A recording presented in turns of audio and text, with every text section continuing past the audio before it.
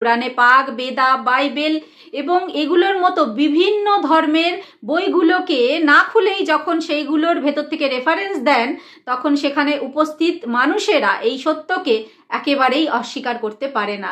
আর এটিই কারণ যে ডক্টর সাহেবকে এই পৃথিবীর সমস্ত জায়গা থেকে নিমন্ত্রণ করা হয়, দাওয়াত দেওয়া হয়।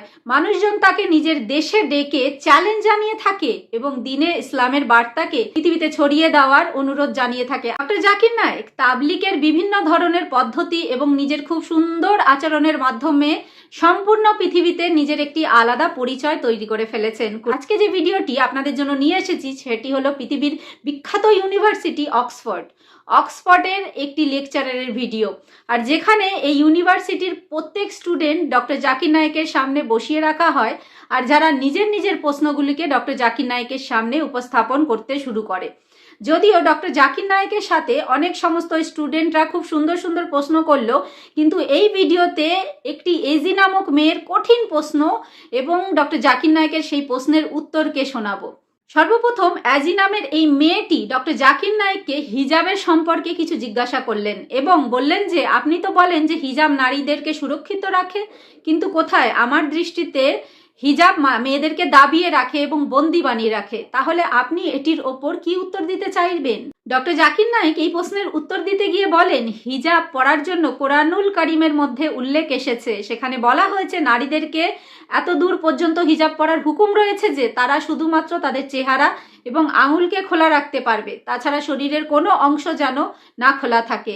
এর সঙ্গে ডক্টর জাকির নায়েক আরো বলেন যে হিজাবের আদেশ শুধু কোরআনুল কারিমেই উল্লেখ নেই, সেটা বাইবেলেও আছে। সেখানে বলা হয়েছে নারীদেরকে পর্দা করা প্রয়োজন, কাপড় এমনভাবে পরা প্রয়োজন যেখানে শালীনতা বজায় থাকে এবং তাদের গহনা পরারও কোনো প্রয়োজন নেই।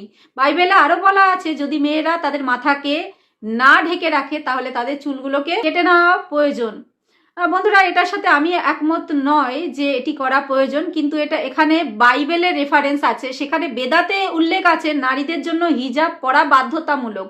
সেই জন্য শুধুমাত্র ইসলামেই নয়, প্রত্যেক ধর্মে মাযহাবে পর্দার কথা বলা হয়েছে। যে সমস্ত আসমানি কিতাবগুলো নারীদেরকে ঢেকে রাখার কথা বলা হয়েছে, তারা তাদেরকে বেজ্জতি করার জন্য নয়, বরং শালীনতা বজায় রাখার জন্য বলে থাকেন। ডক্টর জাকির নায়েক এই এজি নামক মেয়েটিকে বলেন যে আমার নামে একটি প্রোপাগান্ডা চালানো হচ্ছে। সেখানে বলেন যে সবাই, যে সমস্ত নারীরা হিজাব পরেন না এবং যারা পশ্চিমা পোশাক পরিধান করে থাকে তাহলে তাদের রেপ হয়ে যায়। কিন্তু আসলে আমি এমন সমস্ত কথা বলিনি। আমি বলেছিলাম যদি নারীরা নিজেদের শরীরকে প্রকাশ করে রাখার মতো কাপড় পরিধান করে থাকে তাহলে তার রেপ হওয়ার সম্ভাবনা বেশি বেড়ে যায়। যে সানডে টাইম পত্রিকা আমার বিরুদ্ধে নোংরা মানসিকতা ছড়িয়েছিল, সেই সানডে টাইমেই 1 বছর আগে একটি আর্টিকেল লিখেছিল যদি নারীরা অশ্লীল পোশাক পরে থাকে তাহলে তাদেরকে ডেট করা প্রয়োজন। আর এই ইংল্যান্ডে 7 জন মানুষের মধ্যে একজন পুরুষ মানুষ চিন্তা করে যে তাদেরকে আঘাত করা প্রয়োজন।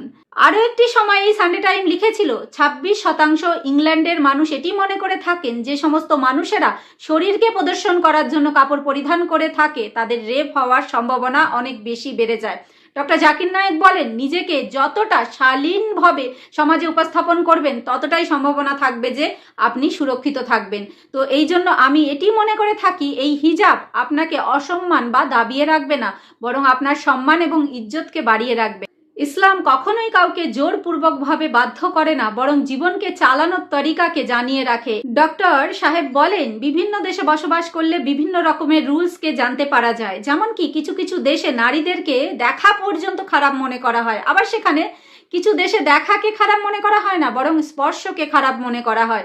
এমনইভাবে কিছু সমাজে স্পর্শ করাকেও শালীন বা সভ্য মনে করা হয়। আবার কিছু সমাজ এমনও আছে যেখানে পুরুষ আর নারী যদি রাজি হয়ে থাকে তাহলে যা ইচ্ছা তাই করবে, সেটি কেউ কোনো খারাপ ধরা হবে না। জাকির নায়েক সেই এজি নামক মেয়েটির বিরোধিতা করে বলেন ইংল্যান্ডে আমি দেখেছি প্রচুর নারী হিজাব পরে থাকে, যদিও ইংল্যান্ডে তাদের উপরে কোনো প্রতিবন্ধ নেই, কেউ তাদের বাধ্যও করছে না যে তারা নিজেকে ঢেকে রাখে, বরং তারা হিজাবকে নিজের ইচ্ছা মতো পরিধান করে থাকে। আল্লাহ তাআলা কোরআনুল কারিমে ইরশাদ করেছেন দিনের মধ্যে কোনো জবরদস্তি নেই। যদি নারী মনে করে থাকে তার ইজ্জত এবং সম্মানকে বাঁচানো জরুরি তাহলে সে হিজাবকে পরিধান করতে পারে। বন্ধুরা, এই ভিডিওটি যত পারবেন শেয়ার করে দিন, কারণ প্রত্যেকটা মানুষের এই ভিডিওটি দেখা প্রয়োজন। আমাদের প্রত্যেকটা মানুষকে শালীন ভদ্র পোশাক পরিচ্ছদ করাই উচিত। তো আজকে এই পর্যন্তই। পরবর্তী নতুন একটা ভিডিওতে আবার দেখা হচ্ছে। যে যেখানে আছেন সবাই ভালো থাকবেন, সুস্থ থাকবেন। আল্লাহ হাফেজ।